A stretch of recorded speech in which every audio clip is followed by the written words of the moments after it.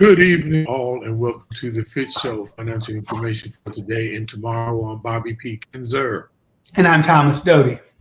and we are the FITT Show, helping our people get their finances in shape. We welcome you from around the U.S. of A. and around the world. It is our pleasure to come with you, come forth with information that we hope will help you grow your portfolio. Hope that you will increase your wealth. Hope that you enter the financial mainstream of whatever economic system you are dealing with. Yes, this information is not for one person, it's for all. So we hope you take this information and share it with others. Please make sure you go out there and share on Facebook Live and subscribe on YouTube. That's where we are. So great to have you all here today. How are you doing today, Dope? Man, I'm so happy to be alive. My grandkids are here. My kids are coming in. Life's good. And for everybody out there, yesterday was Thomas Doty's birthday, ladies and gentlemen. And that's always a great thing to have a birthday, Dope. Good to be How here old were you? celebrating, man. How old are you? 70 years old. See, man, it tells his age get good luck. But good Hey, it Lord, is what it is. 70 years. Good Lord, man. Man, that's up there, Dope. You done crossed into the 70s, man. How you feel, though? I'm not old. I'm not old. I'm just happy to be here, man, and to get my flowers while I'm still living. My kids still like me, and my grandkids like me, so life is good. That is so good, Dope. And uh, I hate to break this news. You old man Hunty, man. Hey, man, classic, not old. Oh no, I like that. I settle with that. Okay. Yeah, you're a classic. Yeah. You're not an antique either, So to all y'all people, but it's a lot of May people's birthday, man. And happy birthday to all y'all that have May birthdays too, by the way. It's a lot of us out there. So happy birthday to all. Just want to make sure we give the disclosure. We're not financial advisors. We're not fisheries, and we're not registered reps or anything. So we just provide financial education. And remember, we are not selling any products, but we do give you general information that we hope that you will be able to use. Go out there and pick the investments that are best for you and your risk tolerance and your time horizon.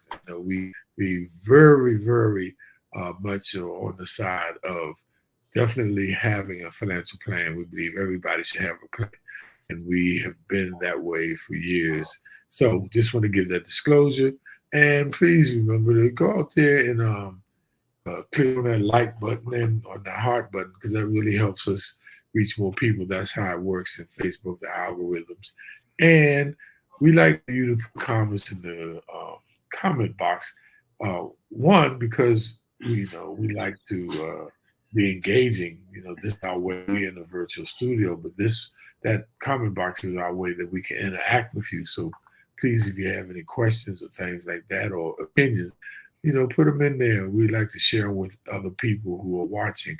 And if you have any other topics that you want to talk about, please do that. Or if you have some questions about what we're talking about, please put them in the comment box, because that is the best place to be able to use that. So please do that.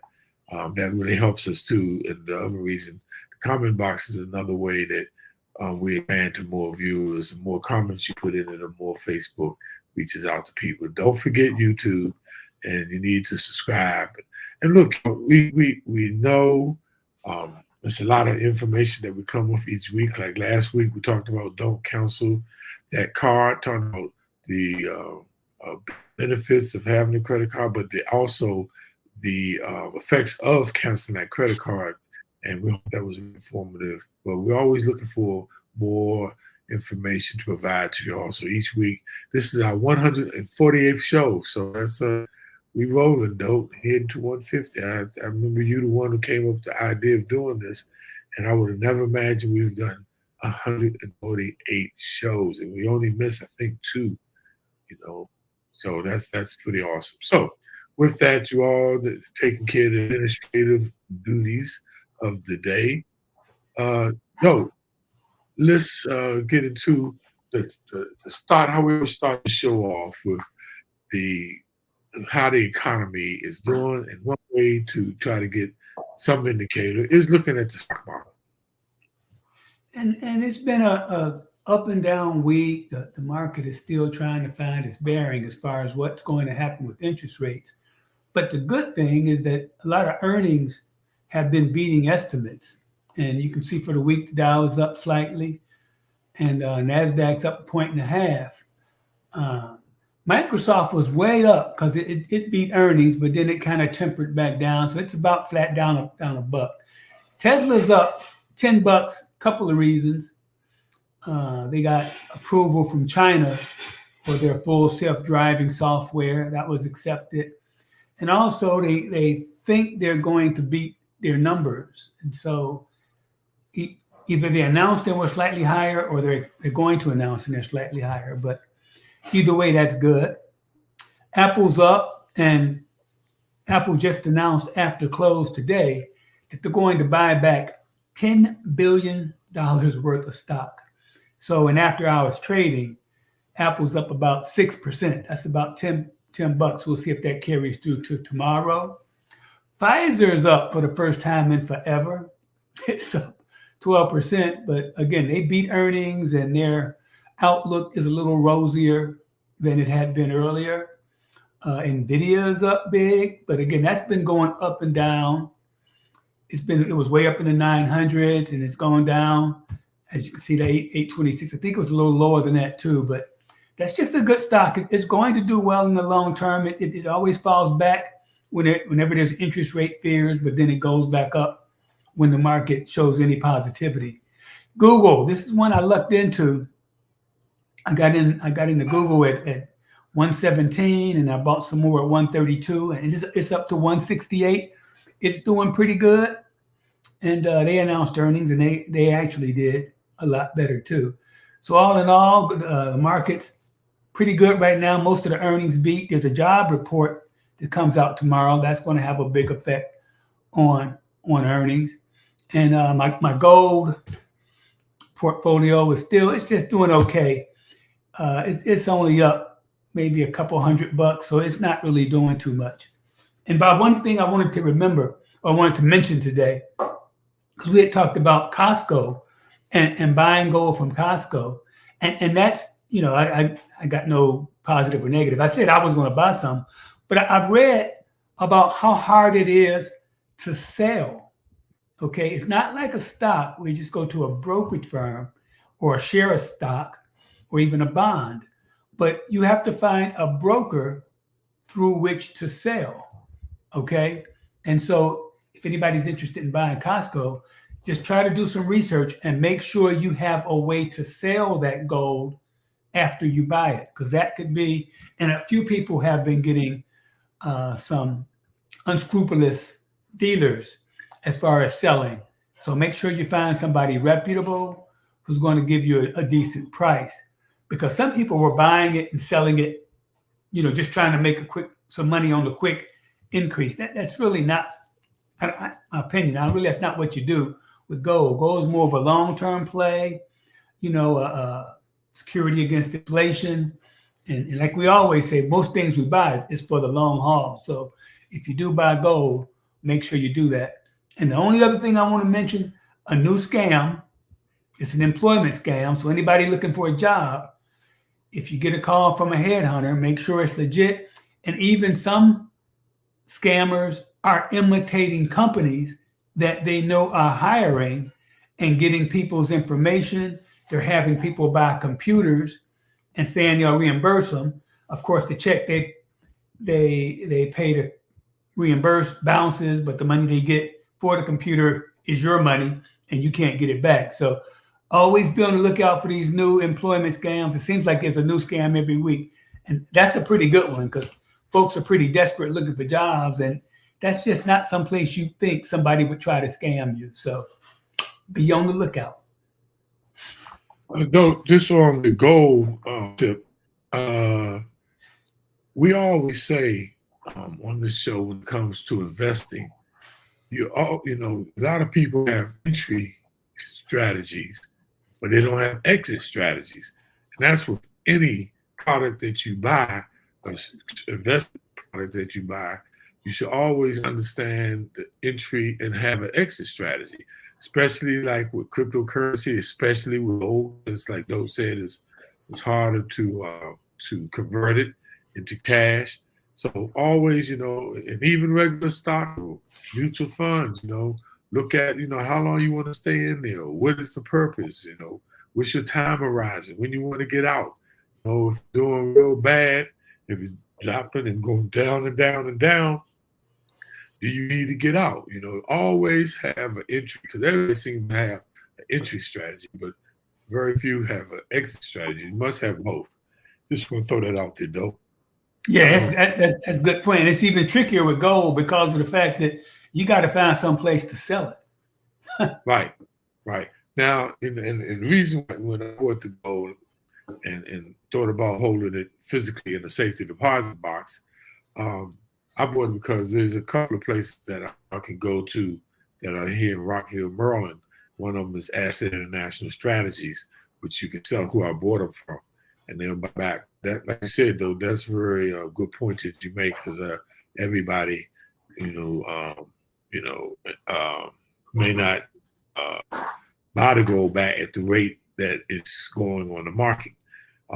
Same thing with cryptocurrency. There's over 10,000 cryptocurrencies, but not all of them you can exchange them on a platform. Like there's some Japanese cryptocurrencies that they do not convert to dollars. You have to go onto another platform to convert them to some other fiat currency in another country, and then come full circle and try to convert, another country's fiat, like say Germany, into dollars. So be aware, always have an exit strategy as well as an entry strategy. Though, just want to bring honest people, the semiconductor stocks, man, I just been really, really rolling, man, and most of those are on the NASDAQ. And it seems like when the NASDAQ is doing well, all of those stocks, but we, like NVIDIA, I have NXPI, and then there's Micron Technologies, there's Taiwan Technologies, which is third largest semiconductors. I mean, there's so many out there, man. If people are looking for ways to get into the market, you need to consider that semiconductor market, because that's where everything is. Everything technology, AI is one of semiconductors. Your phones, your cars now. So if you look up on semiconductors and other things, though, the daggone cannabis industry took off the other day, and it's because is it the who regulates this? The DEA, the DEA classifies marijuana was classified one, which was classified with heroin and what else is that? Heroin and LSD.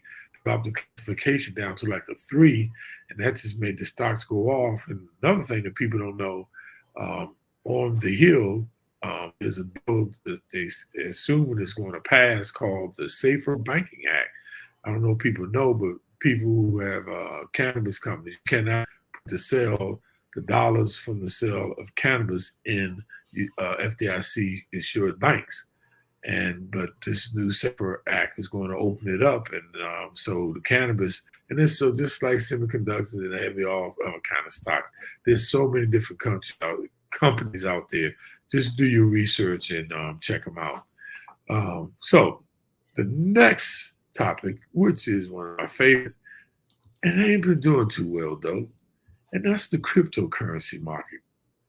It's been taking a beating. It's dropped $169 billion. That's about 7%. The total market cap now for cryptocurrency is 2.3 trillion, which is good, because over a year ago it went all the way down to 1.7 trillion. So it's still up. Bitcoin is still the number one coin. This one coin going, but it had dropped $5,298 since last week. That's about 8%. It's now $59,204 per Bitcoin. Ethereum, the smart contracts, is down 5%. Solana, which we've been tracking, is down 6%, and that had been going pretty well and for some time. Let me correct that while I'm here. It's a negative 4%. Just want to make sure I'm giving y'all fair information there. That's 4%. And the Dogecoin is still the one that's the Elon Musk and Mark Cuban. They try to push it. They still are struggling. So that's the cryptocurrency market, though. For some of you all who are there for the long haul, hang in there and make sure you have a plan. Why are you there, and make sure you have an exit strategy, like what I was saying. So, though, let's get into our topic of today, man. This is a pretty interesting topic. It's a little bit different, than some of the tangible stuff we talk about, like investments and stock. But it's the investor's mindset.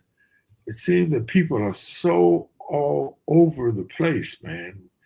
We're trying to understand, their biases. What's your take on it, though? Well, and the first issue is poor folks kind of get a double whammy because they don't know a lot about money. I've said it 1,000 times. If you don't have money, most of your conversations about money is what you're going to spend when you get some money. And so you have that fact that we don't know a lot. If you're poor, you don't know a lot about stocks, bonds, and just financial literacy in general. But as you get educated and you learn a little bit about it, then you have to deal with the built-in biases that humans have in general. So you kind of got two barriers to break through. And if you're a normal person who grow up with money and having conversations about money, you only got to deal with the one. But if you're poor, to me, there's two barriers you have to fight through. And when it comes to these built-in biases, they can lead you to make poor decisions. Okay, they can have you focused on the wrong things, have you looking on the wrong things, have you just your whole mindset is pointed in the wrong way. So you need to understand why investment can make you feel a certain way, and that can help you understand where you are so you can figure out where you want to go and you can build healthy financial habits. So it's a two-edged sword to me, Bob. Yeah, because though a lot of times when the markets are volatile, many investors find the same questions running through their minds. It seems like the market will the market keep going down, and should I still be investing in the stocks? Can I really trust my investment plan to help me reach my goals? And people start getting wishy-washy and fearful and worrying about, did they make the right decision? Would my assets be better off in something safer like cash? These are things that people start asking themselves and doubting themselves. And it's understandable that many investors feel anxious about, especially these crazy and turbulent times. But as humans, we are hyper-focused on staying clear of dangers. That's just human nature. A phenomenon known as negativity bias. So today, we want to talk about, we want to really get into what drives a lot of people's biases, what drives a lot of people's decisions. And what we find out, there's all kinds of types of people out there. We know that all types of personalities, but we're going to discuss, starting off, some of those personality types. And we want to, when you listen, see which one that you might fit in, and it might help you. Yeah, and it's real important to figure out where you are and understand how you think. So then you can react to it and adjust to it and kind of put yourself back on the right track. So we're going to talk about 4 different types of investors. Okay. And you got to know where you are so you can figure out where you need to go. And the first type is called preservers. And these are investors who place a great deal of emphasis on security and preserving wealth, as opposed to taking risks in order to grow wealth. It's almost like you're too concerned, you're more worried about losing money that you don't take any risk to make more money. And we've oftentimes talk about if you're not beating inflation, if you're not growing your wealth, you're really going backwards. So preservers watch closely over their assets and are anxious about losses and short-term performance. They also have trouble taking action because they fear that any wrong move could wipe them out. And so if you are a preserver, there's obviously issues with that, because you're going to have trouble reaching your long-term goals if they're lofty at all, because you're not taking any risk. And we always say you gotta take as much risk as you're comfortable with, but if you don't take any risk, you're not going to make any money. So if you're overemphasizing short-term returns, rather than going for making a little bit more in the long run, you aren't going to have a whole lot of money. Does that sound familiar to any of you out there? How about this one? This is called accumulators. They are investors who are interested in accumulating wealth and are confident they can do so. Now, accumulators tend to want to steer the ship. They want to be in control when it comes to making investment decisions. But the only thing with that, they are more riskier. They are definitely risk takers, and they typically believe that whatever path they choose is the correct one. Now, accumulators have frequently been successful in prior business endeavors, and that's what makes them so confident that they can be so successful as investors. But this is the common issue with accumulators. They are overconfident. Now, recently there's a blog on the issue with picking stocks and active management. The overconfidence is a natural human tendency. As investors accumulate consistently, overestimate their ability to predict future returns. Now, history has shown that it is possible, that it's impossible for you to predict, markets. Me and Dope talk all the time. There's no way that you can even the big time, fiduciary people that are controlling and handling the financial advisors, or money managers, should I say, even they struggle at it. But yet, accumulators, they continue to try and do so and expose themselves to extreme risks. Okay, then you have the followers. And this might be a few folks. And they're investors who tend to follow the crowd. Okay. It could be their friends, it could be their colleague, it could be what they're reading about in the paper, or just what's going on with the status quo is, just doing what everybody else is doing, as opposed to having your own ideas, doing your own research, making your own decisions. And so followers lack interest and knowledge. They don't do their own work. They're just basing it on what other people do. And so if you're doing that, you probably don't have a long-term plan. Now, the problem with that is that if you are following, you're probably getting information late. And we've talked about this before. If you're a follower, you're probably buying when the market is hot, which is when the prices are high. And if you're a follower, you're probably selling when the market is going down or the market is low. So that's the opposite of what you should be doing. We always talk about average cost, or what's the word, Bob? Dollar cost average. Yeah, dollar cost averaging, where you're buying consistently. So when prices are high, you're buying fewer shares. When prices are low, you're buying more shares. But if you're a follower, you're buying high and you're selling low, which is the opposite of what you should be doing. And so if you are a follower, usually by the time you get the news, it's too late. Everything has happened. It's probably already taken place, and you've missed the peak of what you're trying to do. Now, so far, does any of these fit any of you all out there? Be honest with yourself. Now, the fourth window is independence. Now, independent investors, who have, original ideas about investing. They like to be hands-on. They like to be involved in the investment process. Now, unlike followers, they are very interested in the process of investing and are engaged in the financial markets. That's usually the difference between the followers and the independents. Followers are not that engaged. And that's why they feel so fearful.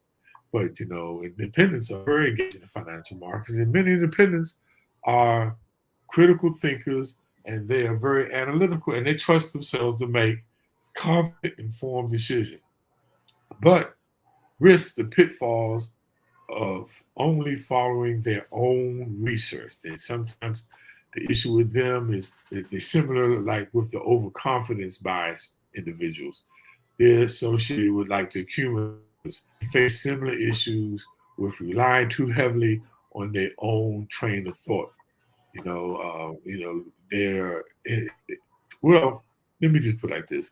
As humans, we have the ability to convince ourselves that we are correct or we don't need guidance, even when that is not the case. So those are 4 personality traits that we just want to share with you, because one of the first things in, the definition of insanity is doing the same thing over and over again and expecting different results. If you fit into any of these profiles, just be aware of it and then adjust. Yeah, and now we're going to talk about biases that can influence your financial decision making. Okay, and again, same situation. You got to look at, see if you find yourself in any of these and make the necessary adjustments. Now, the first one is called anchoring, and just like it sounds, that's referring to become attached to something even when it may not make sense. Okay, it could be a house that you have that you get to the point where it's too much for you to care for, or it's too big and you don't need it anymore, but you're attached to it, so you hold on to it. It may become too costly to care for, may become too expensive, or whatever the case may be. Or you might hold on to a piece of information that you believe it to be true, but there's contradictory evidence that says it's probably not true. When you talk about investing, it can refer to the tendency to hold an investment too long, or to rely on a certain piece of information or data that may no longer be relevant. And you got to really ask yourself, is the reason, when it comes to stock, is when I bought this stock, for whatever reason, are those reasons still legit, or is it still meeting my goals? Is it still meeting my desires? Those are the kind of things you got to ask yourself. Now, this next one we've talked about before, but it needs to be reminded. It's called loss aversion bias. It describes the tendency to fear losses more than to celebrate gains. For example, you may experience the joy of a chance of becoming $5,000 richer, but the fear of losing $5,000 might provoke a far greater anxiety, causing you to take on less investment risk that might be necessary to pursue your goals. Now, I know a lot of people like this, though. A lot of people, their risk tolerance being so low, they're afraid of losing. But what's so interesting? The opposite is people that I know that gamble, to go to MGM Grand and Casino Live, and I think that's called gain aversion. They always tell you about how much they won, but they never tell you about how much they lost. But loss aversion is a true bias, and this, I think, will prohibit a lot of people from investing, the fear of losing money. Yeah, and the next one is the endowment effect. And that's similar to anchoring, and it encourages you to endow what you currently own, or just think because you own it, it must be the right thing to do. So you think because you own it, you're smarter than the average bear, or what you have is better than alternative investments simply because you own it. Again, you got to constantly ask yourself, does this particular investment meet my long-term goals? Does it have the attributes that I'm looking for in an investment? And is there an alternative investment that could do better for me? And the next one is overconfidence. Now this has to do, a lot of, how much confidence in your own abilities to select investments. Some people just have so much confidence that they disregard the warning signals, and or they don't listen to the perspective of more experienced professionals. Another way they could say this is those people you can't tell nothing. They think they know it all. And if you're one of those, God bless you.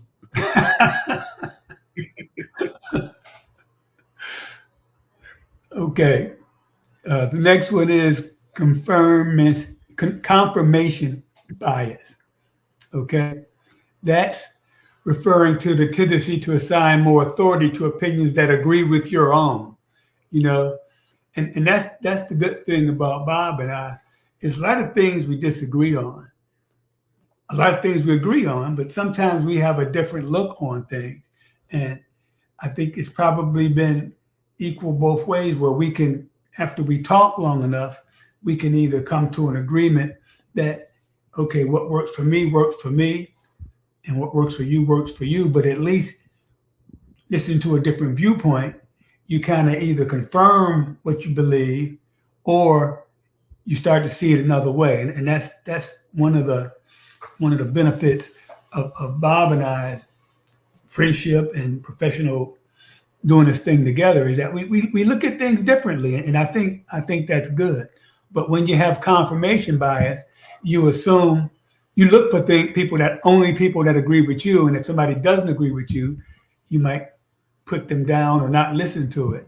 And so you give more credence to a report that favors the stock that you bought or a stock that you own, as opposed to research that says maybe you ought to get out of that, or maybe that industry is going down, or maybe the future is not well for that particular stock. So got to keep an open mind when it comes to investing, and don't always just hang around people that think like you think. Try to get a different opinion on things. Hey, Dope, this confirmation bias shows up in a lot of situations. I remember at work, I had a friend knowing good and well they were in debt and couldn't afford this Mercedes, but they had convinced themselves, I work hard for my debt. I deserve a Mercedes Benz. And the next thing you know, they strapped with debt because they try to convince themselves. And you know what Mercedes stand for? Mercy, these payments are killing me. But the next one is the bandwagon effect, also known as herd behavior, also known in Ebonics as keeping up with the Joneses. Now, this happens when decisions are made simply because everyone else is doing it. I tell my kids, they say, well, so-and-so did it. I said, so-and-so about the window. Are you going to do it? So this can result in buying high, like we always talk, though, and selling low, what most knowledgeable investors strive to avoid. But most of the time, Dope, when your friends, when co-workers start telling you about a stock that's been jumping off the scale, and they want to run out there and jump into it because, but like you said earlier, a lot of times it's too late, but they're trying to jump on that bandwagon, and the bandwagon effect is a serious bias. Yeah, next we have recency bias. And just like it sounds, it's the fact that recent events have a stronger influence on your decisions than those in the past.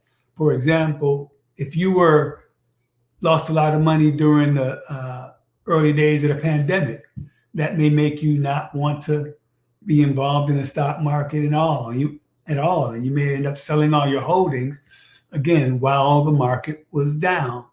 Conversely, if you were encouraged by the stock market's crazy rise in 2023, you may have wanted to put all your monies in equity to think, oh, the market's going to go up forever, which we know that's not true.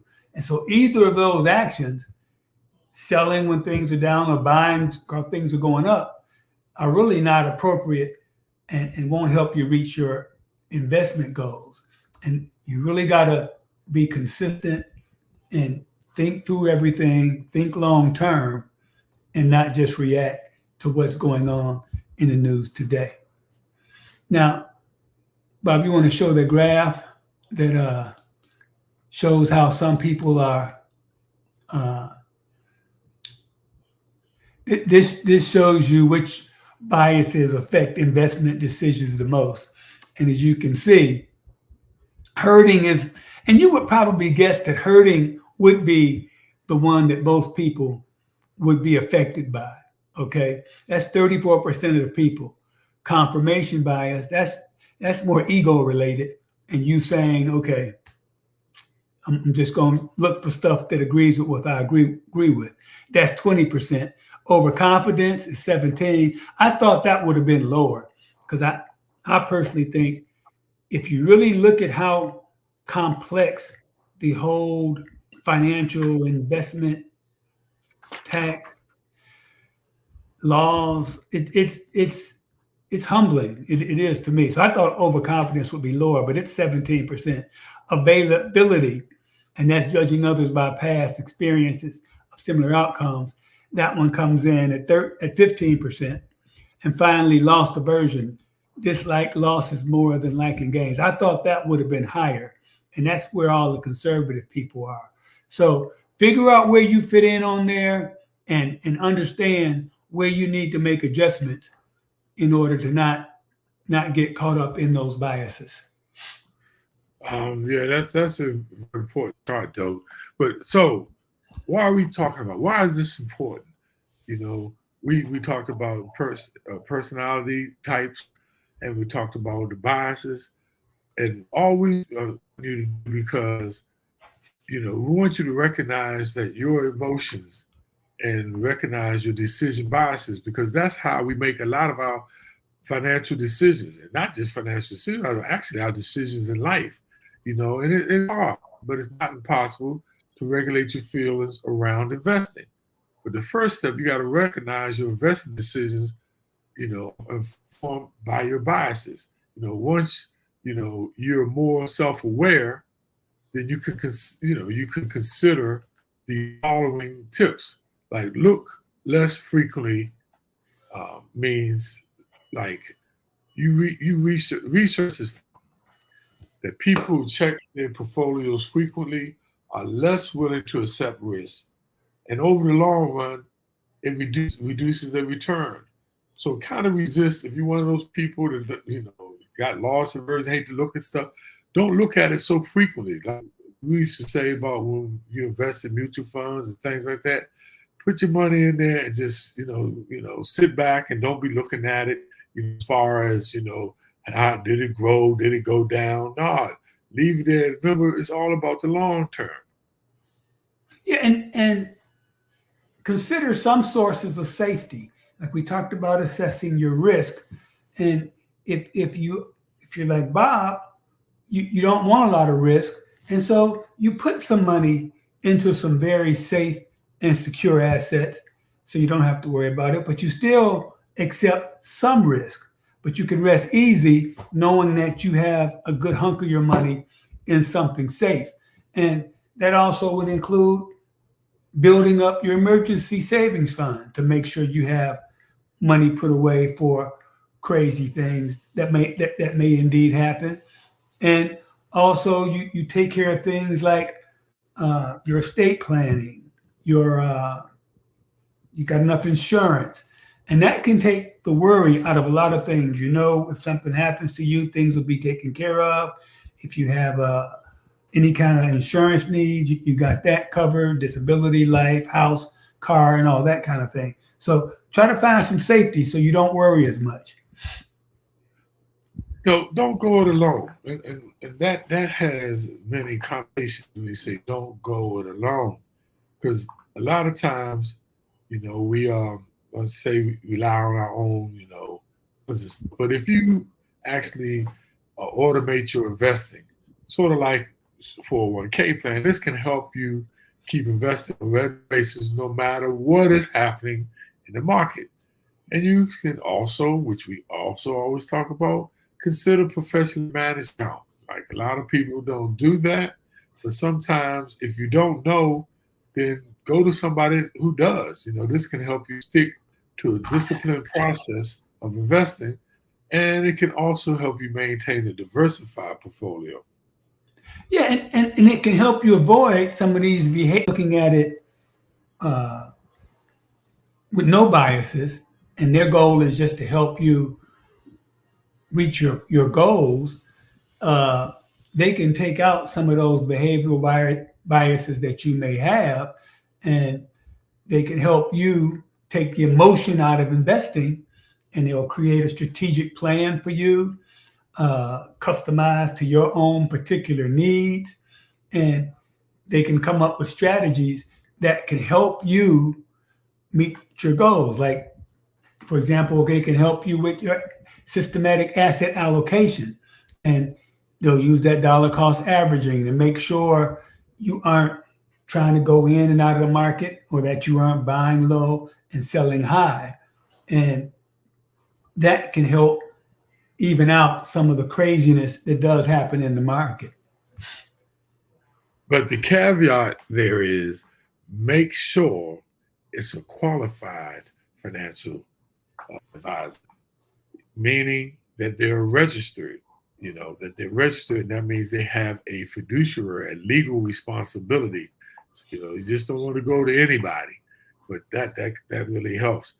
The next one is risk mitigation, which is the starting point we talk about all the time. You must understand your risk tolerance, and that's risk mitigation.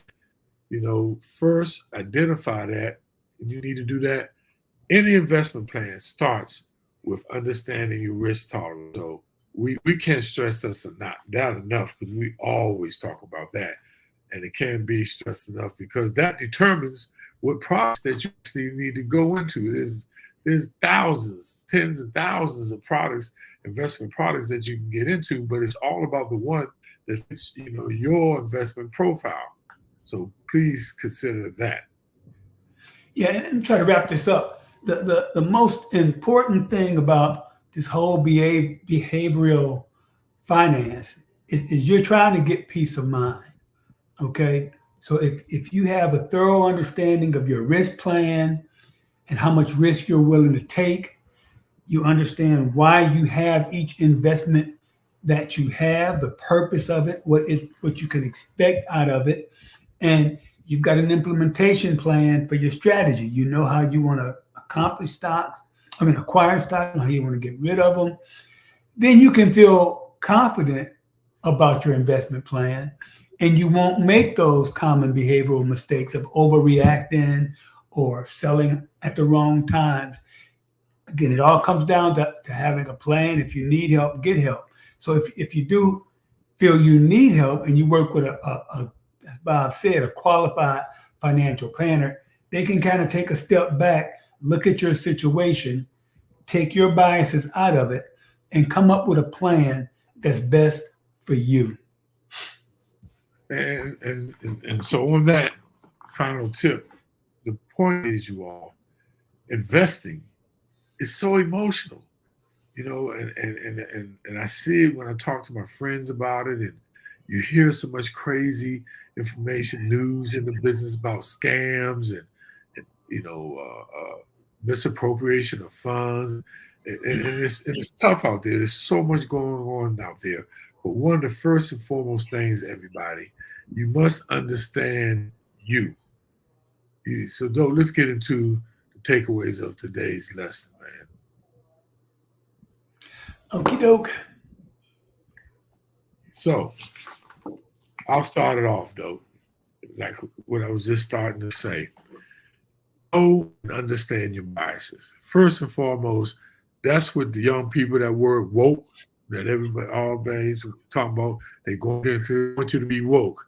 But I'm basically saying, be woke. Understand your biases. We talked about several different ones. Understand where you are. And once you do, then make adjustments about it, because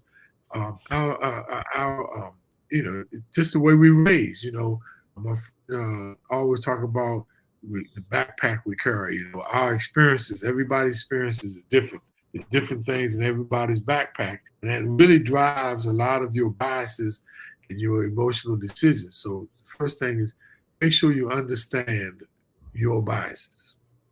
Yeah, and use facts. Use sound investment strategies. And that's what we try to give you, at least get you start thinking in that direction, as opposed to following the crowd or just doing what you always have done, or thinking what you're doing is right and not being open to anything else. Do some analysis, do some work, do some reading, get different viewpoints. You use facts and sound investment strategies, and think long term. Get help if you need it. I mean, you only know what you know. And like that overconfidence that we talk about, one of those biases where you think you know it all and you want to go along. Nobody knows everything. And it's so important, and especially in the investment world. There's so many products out there, you all. And we want to help you to build and create wealth. And yes, we always talk about it. It's hard, but it makes it a little bit easier if you have somebody who's qualified and they can help you navigate through this crazy investment, environment. And finally, stick to a rational plan. Okay, get away from, understand your biases, but then get away from that. Come up with a plan that makes sense for you.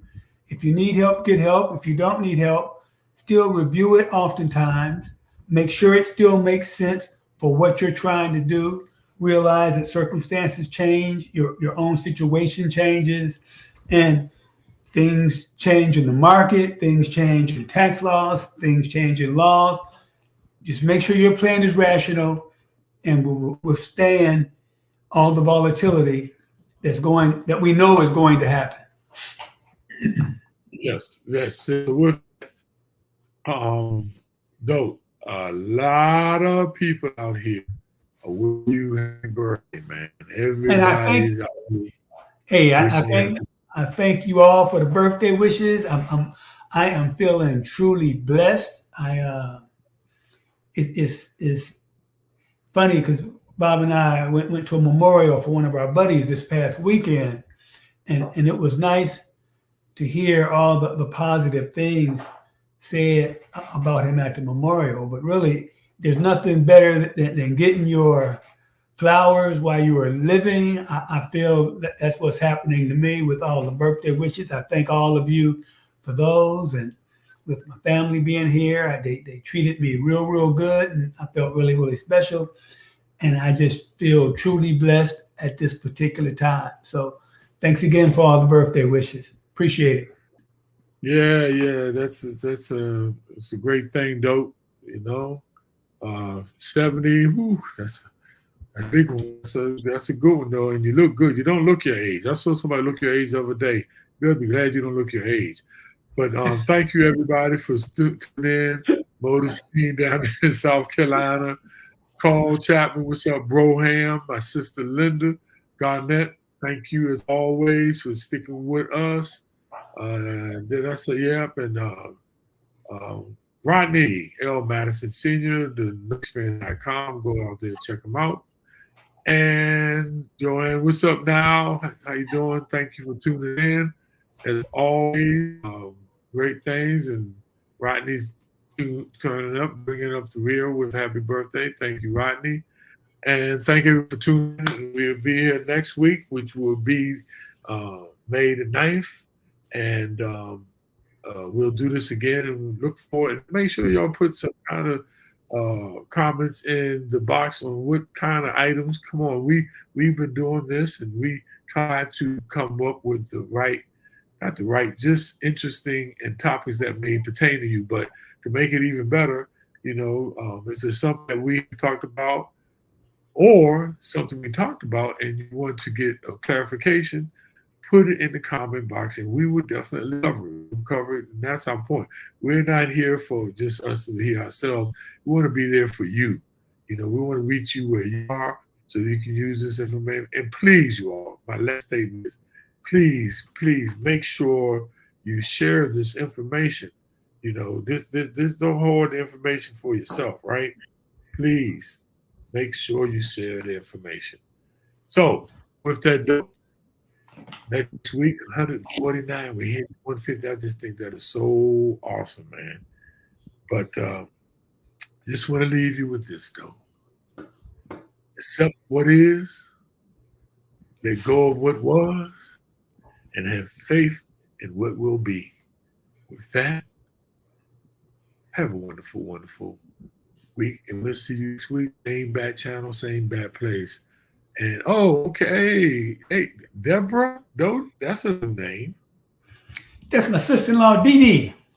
Hey, Dee Dee, what's up? Thank you for the comment, for saying a great show. Modestine, you take care of yourself down there in South Carolina, girl. And everybody, have a wonderful, wonderful rest of the week. Peace be upon you.